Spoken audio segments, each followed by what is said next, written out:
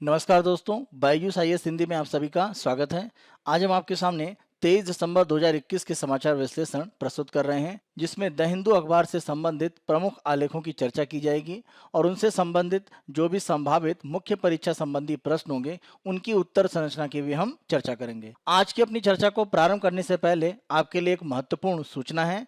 Byju's IAS की तरफ से एक नेशनल स्कॉलरशिप टेस्ट आयोजित किया जा रहा है। इस स्कॉलरशिप टेस्ट के माध्यम से आप 90% तक स्कॉलरशिप प्राप्त कर सकते हैं और बायजूस आईएएस की तरफ से सिविल सेवा परीक्षा की जो तैयारी कराने के लिए कार्यक्रम है उसका भाग बन सकते हैं। इस स्कॉलरशिप टेस्ट में भाग लेने के लिए आपको 25 दिसंबर 2021 तक शाम के 6 बजे तक रजिस्ट्रेशन करा लेना है। रजिस्ट्रेशन के संबंध में जो लिंक है वो वीडियो में दिया गया है, वहां से आप अपना रजिस्ट्रेशन करा सकते हैं। इसमें स्कॉलरशिप टेस्ट को 26 दिसंबर 2021 को आयोजित किया जा रहा है सुबह 11 बजे और यह ऑनलाइन माध्यम से होगा और इसमें सामान्य अध्ययन का एक टेस्ट आपसे लिया जाएगा। इस राष्ट्रीय स्कॉलरशिप टेस्ट में भाग लेने के लिए आप जल्दी से अपना रजिस्ट्रेशन पूरा कीजिए, जिससे आप छात्रवृत्ति परीक्षा में भाग लेकर 90% तक स्कॉलरशिप की स्थिति में जा सकते हैं। आप स्वयं इस टेस्ट के लिए रजिस्ट्रेशन कराएं और भाग लें और अपने मित्रों को भी इसके संबंध में सूचना दें। आज के अपने समाचार विश्लेषण को आगे बढ़ाने से पहले हम इस सत्र के जो प्रमुख विषय हैं उनकी चर्चा कर लेते हैं। हमारा पहला विषय होगा क्षेत्रीय नेता के रूप में परिस्थितियों का शिकार नहीं। भारत के लिए यहाँ पर क्षेत्रीय रूप में अपनी जो नेतृत्व क्षमता है उसको विकसित करने के लिए एक तरह से प्रमुख रूप से आलेख में चर्चा की गई है। दूसरा, वन अधिकार अधिनियम से आगे देखना। इसमें जो समस्याएं हैं उनके बारे में और उनका निदान कैसे किया जा सकता है वह प्रमुख रूप से चर्चा की गई है। तीसरा, कृषि उत्पादों में वायदा कारोबार का निलंबन। जिस तरह से भारत में मुद्रास्फीति की स्थिति बढ़ी है, प्रमुख रूप से अगर हम देखें खाद्य वस्तुओं में, तो इस कारण से सरकार ने कृषि उत्पादों में जो वायदा कारोबार है उसको निलंबित कर दिया है। चौथा, कर्नाटक का धर्मांतरण विरोधी कानून। पांचवा और हमारा अंतिम विषय होगा चेतावनी की घंटी। यह भारत में कोविड-19 के ओमिक्रॉन वेरिएंट के जो केस बढ़े हुए हैं उनके संबंध में प्रमुख रूप से हमें जो तैयारियां करनी है उसके संबंध में सूचना दी गई है। अंत में हमारी चर्चा के आधार पर मुख्य परीक्षा के जो संभावित प्रश्न होंगे उनकी उत्तर संरचना की हम चर्चा करेंगे। आज के अपने पहले आलेख को हम देखते हैं और ये पेज नंबर 6 पर इसे हम अंतर्राष्ट्रीय संबंध इंटरनेशनल रिलेशन से जोड़ सकते हैं। As a regional leader not a victim of circumstance, यानी यहाँ पर भारत को कहा जा रहा है कि एक क्षेत्रीय नेतृत्वकर्ता के रूप में उसे अपनी स्थितियां मजबूत करनी पड़ेंगी और वर्तमान जो स्थितियां हैं उनमें वो एक तरह से उलझकर अपनी जो नेतृत्व करने की एक क्षमता है उसमें पीछे न हटे। इसमें जो भी प्रयास हो सकते हैं और क्या कमियां हैं और जो वर्तमान में सरकार प्रयास कर रही है उनमें किस तरह की कमियां हैं उसके संबंध में आलेख में प्रमुख रूप से चर्चा है। वर्तमान में अगर हम हिंद महासागर क्षेत्र की बात करें तो जो भी यहाँ पर सामरिक स्थिति बन रही है उस सामरिक स्थिति के विकास में प्रमुख रूप से दो स्थितियों ने एक तरह से योगदान किया है। पहला, संयुक्त राज्य अमेरिका द्वारा शक्ति प्रक्षेपण में अधिक सावधानी बरतना। यहाँ पर अगर हम हिंद महासागर क्षेत्र में देखें तो संयुक्त राज्य अमेरिका ने अपनी उपस्थिति को उतनी तेजी से नहीं बढ़ाया है जितना वो प्रशांत महासागर पर ध्यान दे रहा है। जैसा हमने देखा कि ताइवान और चीन का जो विवाद है तो वहां पर संयुक्त राज्य अमेरिका अपनी उपस्थिति को मजबूत कर रहा है। इसी तरीके से अगर हम ईरान की स्थिति में देखें तो वहां पर भी संयुक्त राज्य अमेरिका अपनी उपस्थिति को मजबूती से दर्शाता है। लेकिन जब हम हिंद महासागर की बात करते हैं तो वो काफी सावधानी से काम कर रहा है और संयुक्त राज्य अमेरिका की जो मजबूत उपस्थिति है वो हिंद महासागर में नहीं होने के कारण चीन की जो स्थिति है वो धीरे धीरे यहाँ पर मजबूत हो रही है। संयुक्त राज्य अमेरिका के रूप में एक जो महाशक्ति है उसकी मजबूत उपस्थिति हिंद महासागर में नहीं होने के कारण यहाँ पर स्थितियां अन्य देशों के द्वारा भी नियंत्रित करने का प्रयास किया जा रहा है और यही दूसरा प्रमुख कारण है जहां पर हम बात कर रहे हैं चीन का उदय, जो हिंद महासागर क्षेत्र में अपने प्रभाव को तेजी से बढ़ा रहा है। चीन के द्वारा अपने प्रयास को विस्तारित करने के लिए हिंद महासागर में प्रमुख रूप से पाकिस्तान, श्रीलंका, बांग्लादेश और म्यांमार के साथ उन्होंने अपने संबंधों को मजबूत किया है। हिंद महासागर क्षेत्र में जो भी प्रमुख तटीय क्षेत्र हैं वहां पर चीन की स्थिति मजबूत हुई है। उसे हम पाकिस्तान के ग्वादर, श्रीलंका में हम्बनटोटा और म्यांमार में सितवे बंदरगाह की मजबूत स्थिति से देख सकते हैं। इसी के साथ साथ अगर हम श्रीलंका में देखें तो कोलंबो बंदरगाह के साथ में लगते हुए क्षेत्र को विकसित करने के लिए भी जो कॉन्ट्रैक्ट है वो प्रमुख रूप से चीन को मिला है। तो ये स्थितियां चीन को हिंद महासागर में तेजी से आगे बढ़ा रही हैं। हिंद महासागर के क्षेत्र में अगर एक अनिश्चितता की स्थिति दिख रही है तो दो घटनाओं को आप इसके लिए उत्तरदायी मान सकते हैं। पहली घटना अगर हम देखें तो प्रमुख रूप से इसके संबंध में पिछले वर्ष ही अमेरिका और तालिबान का समझौता हुआ था, जिससे अमेरिकी सेनाएं अफगानिस्तान से हटेंगी, जो इस वर्ष संपन्न हुआ। और अंतिम रूप में अगर हम देखें तो इसका परिणाम ये हुआ कि अफगानिस्तान पर तालिबान का नियंत्रण स्थापित हो गया। तो अफगानिस्तान से अमेरिकी सेना के हटने से अफगानिस्तान में अनिश्चित स्थिति बन गई। वहां पर पाकिस्तान की स्थिति मजबूत हो गई और तालिबान के रूप में जो भी एक तरह से उनकी कार्रवाइयां हैं वो बढ़ी हैं। अफगानिस्तान में तालिबान की जो मजबूती है वो आतंकवाद और नशीली दवाओं का जो व्यापार है उसको मजबूती देता है। तो अमेरिकी सेना का वहां से हटना वो तालिबान के लिए प्रमुख रूप से अफगानिस्तान पर नियंत्रण करने की स्थिति को दर्शाता है। दूसरी स्थिति अगर हम देखें तो कोरोना वायरस महामारी, जिसके आधार पर वैश्विक स्तर पर एक प्रभाव देखा गया और हिंद महासागर इससे अछूता नहीं है। हिंद महासागर क्षेत्र के देशों में प्रमुख रूप से वैक्सीन की बड़ी समस्या रही। भारत के अगर हम पड़ोसी देशों की बात करें, श्रीलंका, बांग्लादेश, म्यांमार, वहां पर वैक्सीन को लेकर स्थितियां बहुत अच्छी नहीं रही हैं। तो इस रूप में अगर चीन यहाँ पर वैक्सीन आपूर्ति के माध्यम से चीन अपने जो सामरिक हित है उनको भी एक तरह से साधने का प्रयास कर रहा है। कोरोना वायरस महामारी से सभी देशों पर नकारात्मक प्रभाव पड़ा है, सभी की अर्थव्यवस्था को नुकसान हुआ है।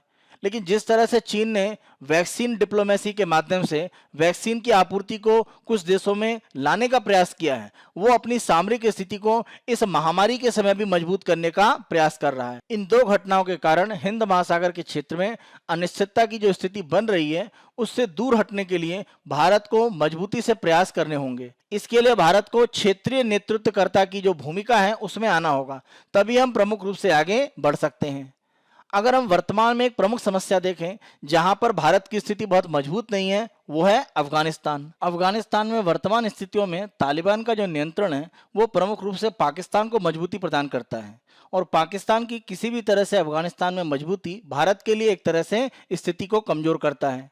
क्योंकि अगर हम तालिबान के आने से पहले देखें तो जिस तरह से अफगानिस्तान के शासन में भारत का महत्व बढ़ा हुआ था, भारत ने विकास की गतिविधियों को बढ़ाया था और बड़े पैमाने पर भारत का अफगानिस्तान के साथ संबंध मजबूत हुआ था, वो स्थितियां धीरे धीरे कमजोर हो रही हैं।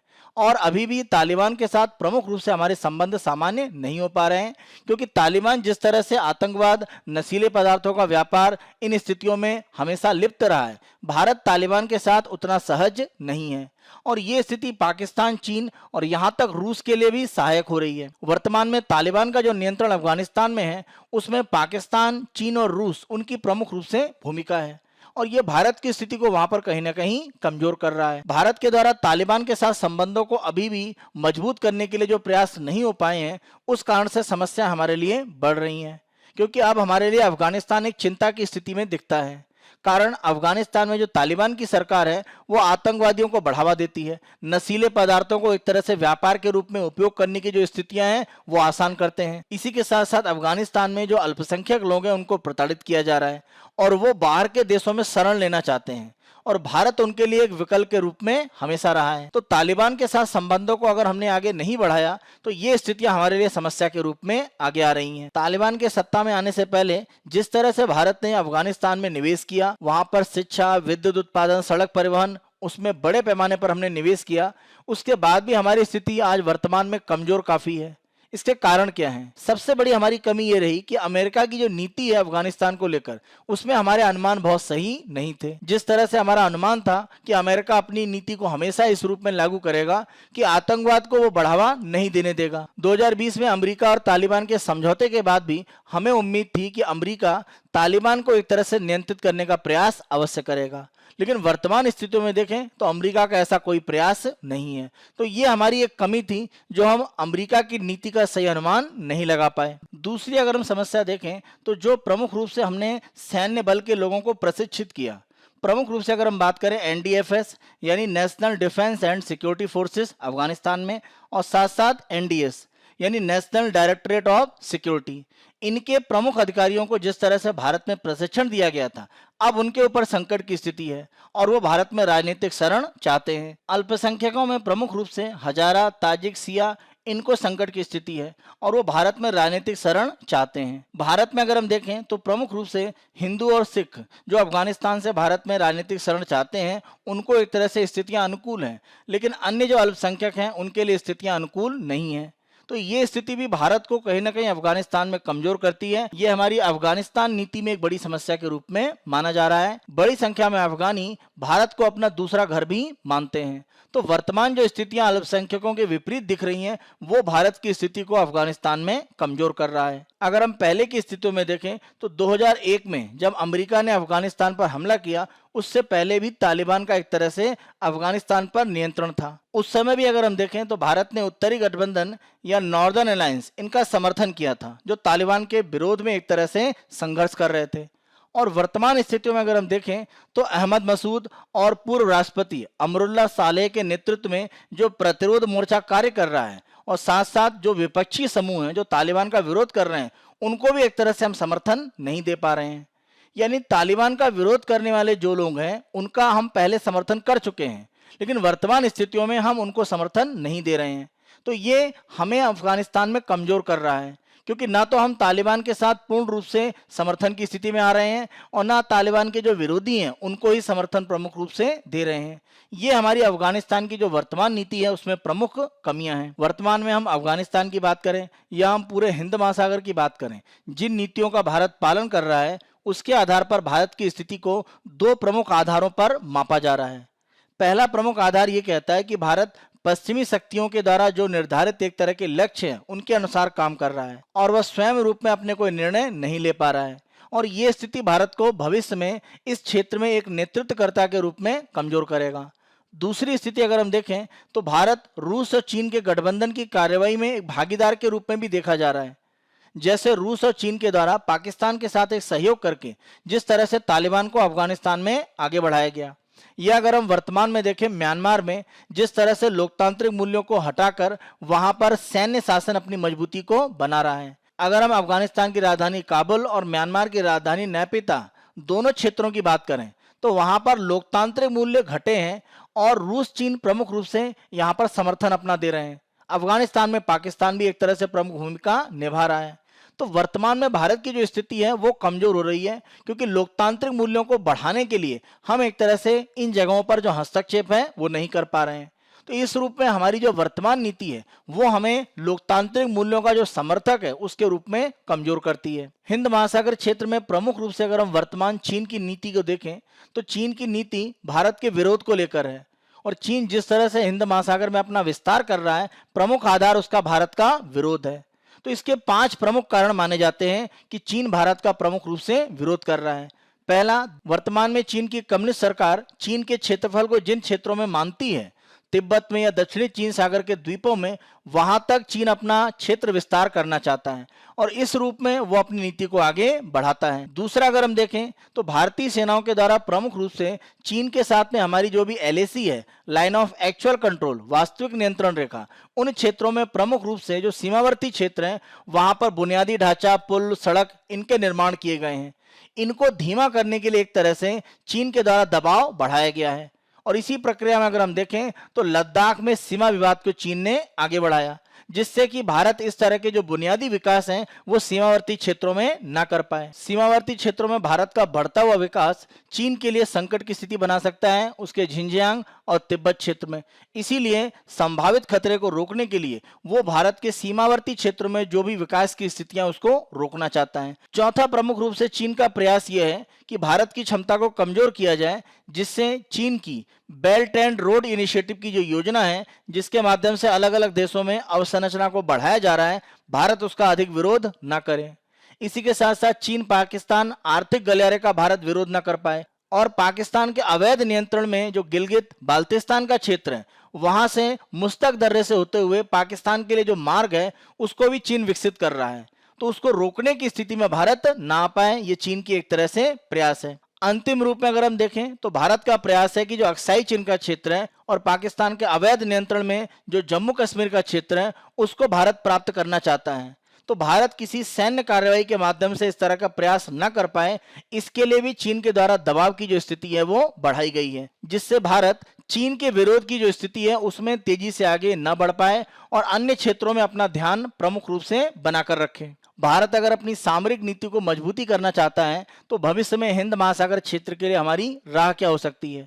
तो प्रमुख रूप से हमें चीन के साथ अपनी जो भी एक तरह से प्रतिद्वंदिता है उसमें मजबूती से आगे बढ़ना पड़ेगा। जो भी सीमा विवाद की स्थितियां वहां पर चीन के दबाव को कम करना होगा, जैसा हमने मजबूती से डोकलाम और लद्दाख के क्षेत्र में किया।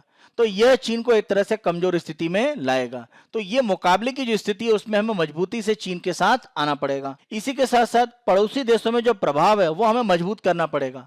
अगर हम प्रमुख रूप से देखें तो वैक्सीन की जो स्थिति है उसने भारत के प्रभाव को यहाँ पर थोड़ा कमजोर किया है। प्रमुख रूप से हमारे जो पड़ोसी हैं नेपाल, बांग्लादेश, म्यांमार, श्रीलंका, वहां पर वैक्सीन की आपूर्ति को सुनिश्चित करके हम भविष्य के लिए अपना जो प्रभाव है यहाँ पर और मजबूत कर सकते हैं। तो ये स्थितियां हमें बढ़ानी पड़ेंगी। हमें ध्यान रखना पड़ेगा कि अमेरिका और जापान के साथ हमारे जो संबंध हैं हम उसको इस रूप में बढ़ाएं कि भारत को अमेरिका और जापान के बड़े सहयोगी के रूप में ही विश्व में केवल ना पहचाना जाए। क्योंकि ध्यान रखें, जब भी हम श्रीलंका के साथ में, नेपाल के साथ में, बांग्लादेश के साथ में या म्यांमार के साथ संबंधों को आगे बढ़ाना चाहते हैं तो चीन वहां पर उसका विरोध करता है। क्योंकि चीन एक तरह से भारत को उस रूप में प्रदर्शित करता है कि भारत अमेरिका और जापान का सहयोगी है और अमेरिका जापान चीन के विरोधी हैं। तो अगर हम श्रीलंका से संबंध मजबूत करते हैं तो ये एक तरह से चीन का विरोध वहां पर दिखता है। तो हमें प्रमुख रूप से यह ध्यान रखना पड़ेगा कि हम अपने पड़ोसी देशों के साथ जो नीति है वो अमेरिका और जापान के साथ हमारे जो संबंध है उनसे अलग करके रखें। और अंतिम रूप में अगर हम देखें तो हम विश्व के प्रमुख लोकतांत्रिक देश हैं। लोकतांत्रिक मूल्यों की जो मजबूती है वो हमें आगे बढ़ानी होगी। और म्यांमार में जो स्थितियां हैं, तालिबान की, अफगानिस्तान में जो स्थिति है उसका हमें बड़े पैमाने पर विरोध करने की स्थितियां लानी पड़ेंगी। तभी हम लोकतांत्रिक मूल्यों के समर्थक के रूप में विश्व में अपनी मान्यता है उसको मजबूत कर सकते हैं। और ये भारत को हिंद महासागर क्षेत्र में एक नेतृत्वकर्ता के रूप में आगे बढ़ने की जो स्थितियां हैं उसमें मजबूती प्रदान करेगा। आज के अपने दूसरे आलेख को हम देखते हैं, looking beyond the forest rights act. यहाँ पर वन अधिकार के संबंध में जो कानून है उससे अलग हटके अन्य प्रकार के सुधार क्या हो सकते हैं जिससे वनों के क्षेत्र में रहने वाले जो व्यक्ति हैं उनके सामाजिक और आर्थिक विकास को मजबूत किया जा सके। इस रूप में आलेख में प्रमुख रूप से चर्चा है। भारत में वन अधिकारों के संबंध में वन अधिकार अधिनियम 2006 को लागू हुए लगभग 15 वर्ष हो चुके हैं।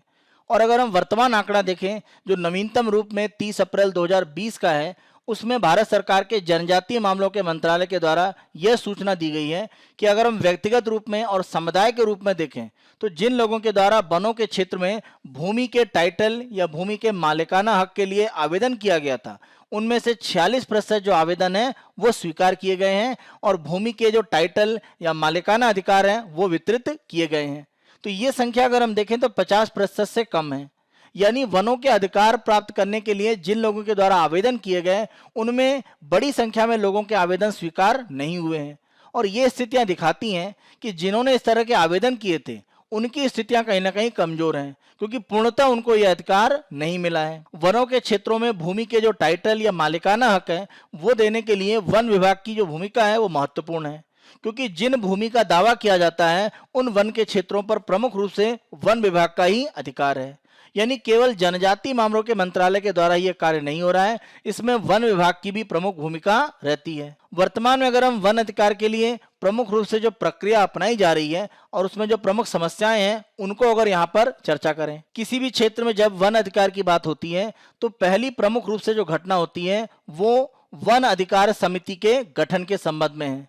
और ये गठन करने के लिए गांव के भीतर ही जो लोग हैं उनको सदस्य यहाँ पर बनाया जाता है। ग्राम सभा की बैठक आयोजित की जाए जिसमें 2/3 सदस्य एक तरह से उपस्थित हो। इस बैठक के आधार पर गांव से सदस्यों को वन अधिकार समिति में शामिल किया जाता है।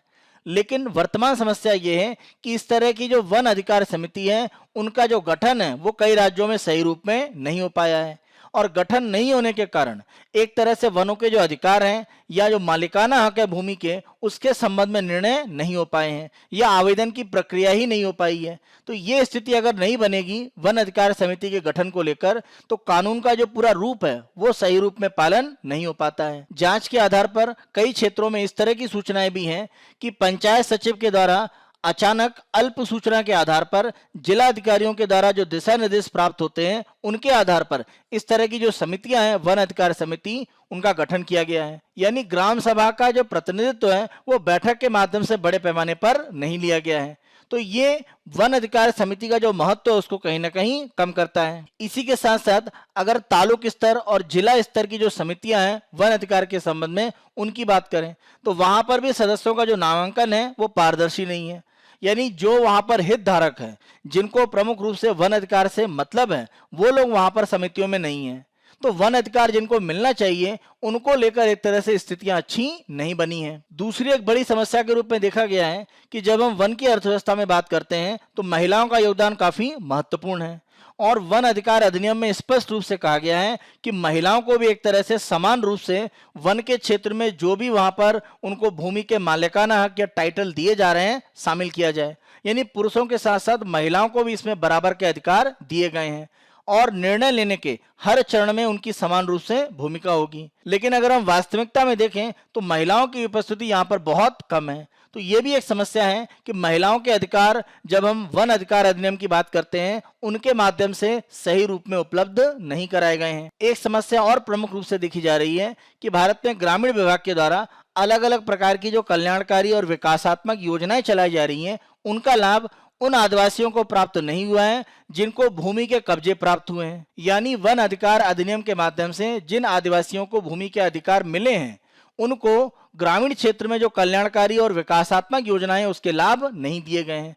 तो ये एक बड़ी समस्या है कि उनको भूमि के अधिकार तो मिले हैं लेकिन विकास गतिविधियां जो योजनाओं के माध्यम से उसका लाभ उनको नहीं दिया गया है। अगर हम ग्रामीण विकास मंत्रालय की बात करें तो उन्होंने स्पष्ट रूप से कहा है कि जिन आदिवासियों को भूमि के अधिकार दिए गए हैं और जो सामान्य एक तरह से लोग हैं सभी को बराबर व्यवहार किया जाए जब भी किसी भी तरह की कल्याणकारी या विकासात्मक योजना का लाभ लोगों को वितरित किया जाए। लेकिन ये स्थितियां नहीं आ पाई हैं। एक प्रमुख समस्या और देखी जा रही है कि जो भारत के अनुसूचित क्षेत्र हैं जहां पर प्रमुख रूप से अनुसूचित जनजातियां रहती हैं वो दूर दराज के जो क्षेत्र हैं वहां पर जनजातियों के पास बहुत अधिक जागरूकता नहीं है और ये एक बड़ी बाधा के रूप में मानी गई है।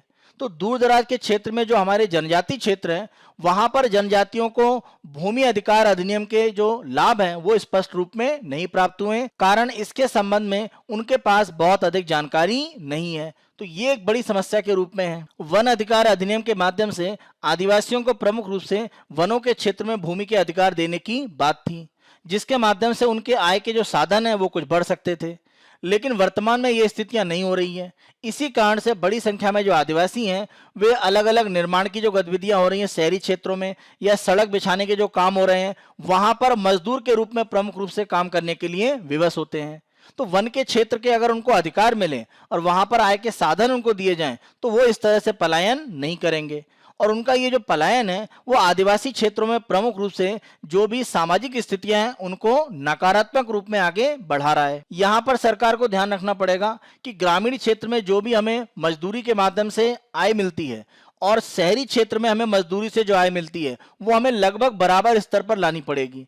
अगर ये अंतर रहेगा तो ग्रामीण क्षेत्र से लोग शहरी क्षेत्र की ओर पलायन करेंगे क्योंकि उन्हें मालूम है कि समान रूप से मेहनत करने पर शहरी क्षेत्र में उनको ज्यादा आय मिल सकती है। तो ये जो अंतर है अगर ये दूर हो पाएगा तो इस तरह का जो पलायन है आदिवासियों का इसको रोकने में एक मदद मिलेगी। आदिवासी क्षेत्रों में विकास को बढ़ावा देने के लिए और वहां की जनसंख्या को आय के साधन निश्चित रूप में देने के लिए हमें प्रमुख रूप से बागानी खेती उसको बढ़ावा देना पड़ेगा जिसमें हम बागवानी को बढ़ावा तो देंगे ही साथ साथ बांस और एलोवेरा जैसे जो पौधे हैं उनके बागानों को तेजी से बढ़ाना पड़ेगा क्योंकि बाजार में इनकी बिक्री आय का एक साधन उनको उपलब्ध कराएगी। अगर ऐसी स्थिति बनेगी तो स्थानीय स्तर पर हम आदिवासी क्षेत्रों में आय के साधन सुधार पाएंगे। इससे पलायन की जो स्थिति है उसको भी रोकने में सफलता मिलेगी। आदर्श रूप में अगर हम देखें तो केरल का जो मॉडल है वो काफी सफल रहा है। प्रमुख रूप से चिकित्सा और पारिस्थितिकी पर्यटन की अगर हम बात करें आयुर्वेद और प्राकृतिक चिकित्सा के जो भाग हैं उनको एक तरह से आदिवासी क्षेत्रों में विस्तारित किया जा सकता है और साथ साथ जो पारिस्थितिकी पर्यटन है उसको बढ़ावा देकर हम आय के जो स्रोत हैं वो आदिवासी क्षेत्रों में विकसित कर सकते हैं। भारत के अगर हम दूरस्थ जिलों की बात करें तो वहां पर युवाओं को जो शिक्षा दी जा रही है उसकी गुणवत्ता बहुत अच्छी नहीं है और उसके आधार पर वो कोई सार्थक रोजगार प्राप्त कर पाए इसकी संभावना कम है। तो हमारी कोशिश ये होनी चाहिए कि हम कौशल आधारित शिक्षा उसको इन क्षेत्रों में बढ़ावा दें जिसके आधार पर वो प्रमुख रूप से विभिन्न प्रकार की नौकरियां प्राप्त करने के योग्य हो पाए। अगर ऐसा होगा तो इन क्षेत्रों में आय के साधन बढ़ पाएंगे। आदिवासी क्षेत्रों में विकास को आगे बढ़ाने के लिए महत्वपूर्ण रूप से हमें यह ध्यान रखना पड़ेगा कि जनजातीय लोगों को लेकर जो लोग संवेदनशील हैं, उनके संबंध में जो लोग प्रयास कर रहे हैं, ऐसे लोगों को जनजातीय क्षेत्रों के विकास की जो नीतियां हैं वहां पर निर्णय लेने की प्रक्रिया में शामिल करना पड़ेगा, जिससे जनजातीय क्षेत्र के लोगों को अधिकतम लाभ प्राप्त हो सके और वन अधिकार अधिनियम जैसे कानून है उनका सही रूप में पालन भी सुनिश्चित हो पाएगा। आज के अपने तीसरे आलेख को हम देखते हैं, the suspension of futures trading in agree product. कृषि वस्तुओं में जो वायदा कारोबार होता है, भारत सरकार ने अभी कुछ समय के लिए उसको एक तरह से रोक दिया है। इसमें प्रमुख रूप से जो प्रतिबंध लगाया गया है वो गैर बासमती धान, इसी के साथ साथ गेहूं, चना, सरसों के बीज और उसके जो अन्य उत्पाद होते हैं उनके संबंध में, कच्चा पाम ऑयल या कच्चा ताड़ के तेल की अगर हम बात करें, और मूंग, इनके संबंध में प्रमुख रूप से प्रतिबंध लगाए गए हैं। सेबी के द्वारा इन कृषि उत्पादों पर प्रमुख रूप से वायदा कारोबार करने के लिए जो प्रतिबंध लगा दिया गया है, इससे एक तरह से माना जा रहा है कि भारत में जो मुद्रास्फीति की स्थिति है उसको नियंत्रित करने का एक प्रयास प्रमुख रूप से किया जा रहा है। इसी संबंध में आलेख में प्रमुख रूप से चर्चा है। जब हम वायदा कारोबार की बात करते हैं, फ्यूचर ट्रेडिंग की, इसका मतलब प्रमुख रूप से ये है कि हम भविष्य में जो वस्तु का मूल्य हो सकता है उसके आधार पर एक तरह से व्यापार करते हैं। हम मान लेते हैं कोई ए व्यापारी है और उसके द्वारा धान के ऊपर प्रमुख रूप से वायदा कारोबार किया जा रहा है। मान लीजिए वर्तमान में धान का बाजार में जो मूल्य है वो 100 रुपए प्रति किलो है। अब उसके द्वारा वायदा कारोबार में भविष्य के लिए मान लीजिए धान के मूल्यों को माना गया है कि बढ़ेंगे, यानी ये 100 रुपए प्रति किलो से बढ़कर उसको उम्मीद है कि 120 रुपए प्रति किलो तक पहुंच सकता है। तो उसके द्वारा 100 रुपए प्रति किलो के हिसाब से जो भी एक तरह से धान है उस पर कारोबार किया जाएगा। ध्यान रखें, यहाँ पर किसी भी तरह से धान खरीदा नहीं जा रहा है, केवल यहाँ पर एक कॉन्ट्रैक्ट किया जा रहा है। तो वायदा कारोबार में आप 100 रुपए प्रति किलो के हिसाब से खरीद रहे हैं, आपको उम्मीद है कि भविष्य में इसके मूल्य बढ़ेंगे। अगर मान लीजिए 100 से 120 हो जाएगा, तो मान लीजिए अगर आपने 5 किलो बुकिंग करी है तो उसके आधार पर हर किलो में आपको 20 रुपए का फायदा मिलेगा। लेकिन हम मान लेते हैं कि ये 120 की जगह घटकर 80 रुपए हो जाता है, तो ऐसी स्थिति में हर किलो पर आपको 20 रुपए का नुकसान भी है। तो वायदा कारोबार में जो भी लोग धन लगाते हैं वो भविष्य में जो भी उत्पाद हैं उनके मूल्य बढ़ेंगे या घटेंगे उसके अनुमान के आधार पर पैसे लगाते हैं। और कभी कभी इसके आधार पर हम देखते हैं कि कुछ वस्तुओं के मूल्यों को बाजार में कृत्रिम रूप से भी बढ़ाया और घटाया जाता है। जैसे यहाँ पर हमने देखा कि 100 रुपए प्रति किलो के हिसाब से आपने वायदा कारोबार प्रारंभ किया। आप उम्मीद कर रहे हैं कि भविष्य में धान का मूल्य 120 रुपए प्रति किलो हो जाए। अब अगर धान की फसल ज्यादा बाजार में है तो यह मूल्य बढ़ने की जगह घटेगा। तो एक तरह से हो क्या रहा है कि बाजार में बहुत सारा धान पहुंच रहा है और जो मूल्य है वो 100 रुपए का उससे नीचे जा रहा है। तो आप मूल्य को बढ़ाने के लिए क्या करेंगे, जो बाजार में धान पहुंच रहा है उसको आप किसी तरह से रोक दें। व्यापारी धान को बड़ी संख्या में बाजार में न जाने दें। तो अगर धान बाजार में नहीं पहुंचेगा तो धान के मूल्य बढ़ेंगे। तो ये कृत्रिम रूप से व्यापारियों के द्वारा मिलीभगत करके जब स्टॉक को रोका जाता है तो बाजार में मूल्य बढ़ते हैं और जो वायदा कारोबारी है उनको लाभ की स्थिति पहुंच जाती है, क्योंकि 100 रुपए प्रति किलो का जो उन्होंने बुकिंग करा है उसको 120 रुपए प्रति किलो के हिसाब से वो बेच पाते हैं। इसीलिए माना जाता है कि कृत्रिम रूप से जो मूल्य वृद्धि होती है कभी कभी वायदा कारोबार का भी इसमें एक तरह से योगदान होता है।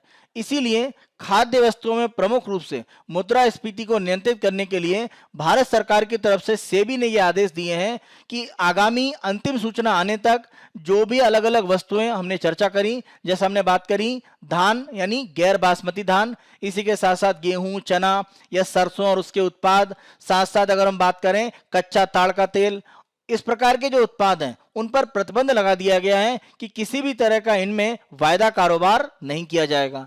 तो इनके जो मूल्य वृद्धि है उसको प्रमुख रूप से नियंत्रित करने का प्रयास है। जो भी व्यापारी होते हैं वो वायदा कारोबार में प्रमुख रूप से इसलिए पहुंचते हैं जिससे कि जोखिम की स्थिति को वो कम से कम कर पाएं।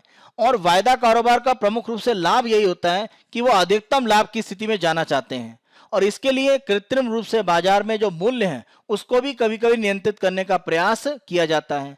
और इस आधार पर माना यह जाता है कि बाजार में मूल्य वृद्धि को परिवर्तित करने में वायदा कारोबार का भी एक योगदान होता है। यहाँ पर हमने प्रमुख रूप से मूल्य बढ़ाने की बात करी। कभी कभी मूल्य को एक तरह से घटाकर जो व्यापारी हैं वो वायदा कारोबार में खरीदारी करना चाहते हैं।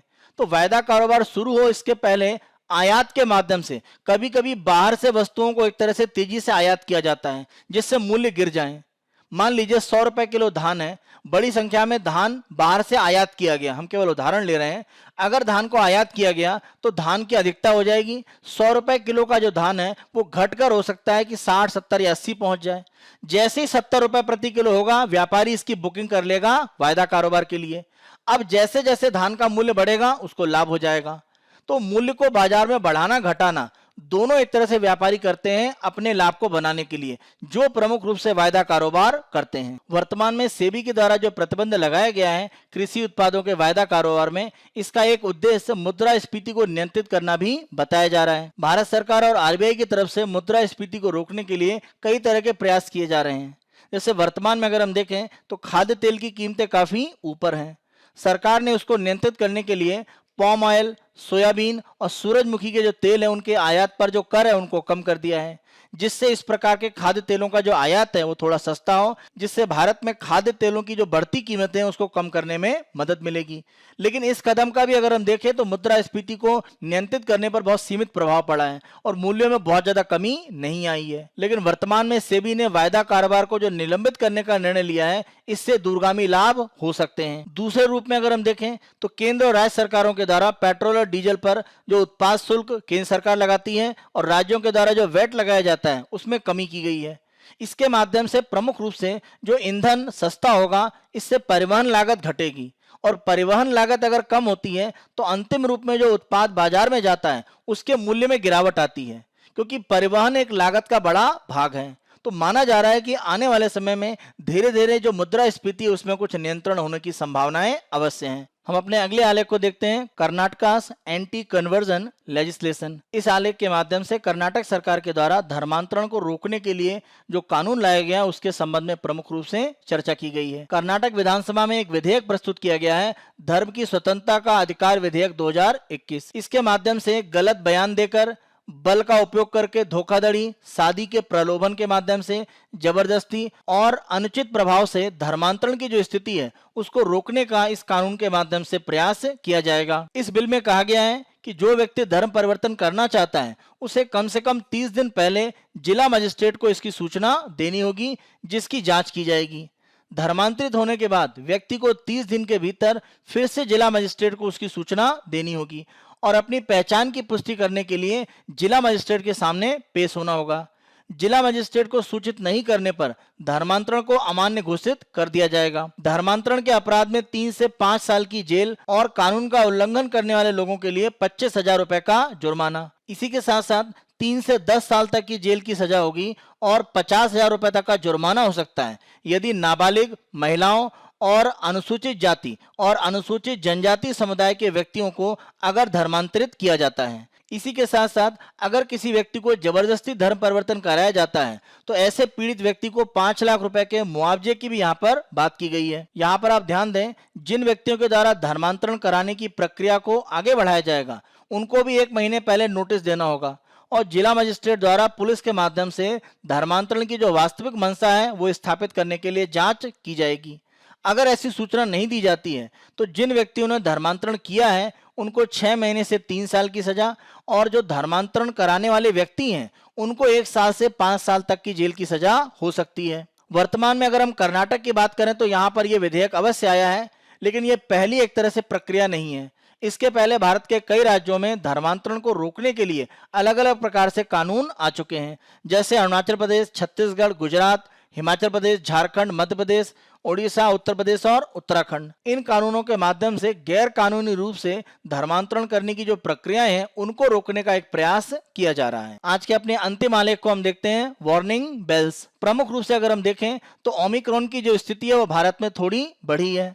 वर्तमान में अगर हम देखें तो इसके 200 केस भारत में हो चुके हैं।